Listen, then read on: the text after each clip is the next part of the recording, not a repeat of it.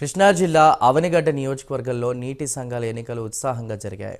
నియోజకవర్గ వ్యాప్తంగా నీటి సంఘాల ఎన్నికలు ఏకగ్రీవాల దిశగా కొనసాగాయి. కూటమి నాయకులు నీటి సంఘాలపై పట్టు బిగించడంతో 4 టీసీల టీడీపీ, జనసేన నాయకులకే దక్కే అవకాశం ఉన్నట్లు సమాచారం.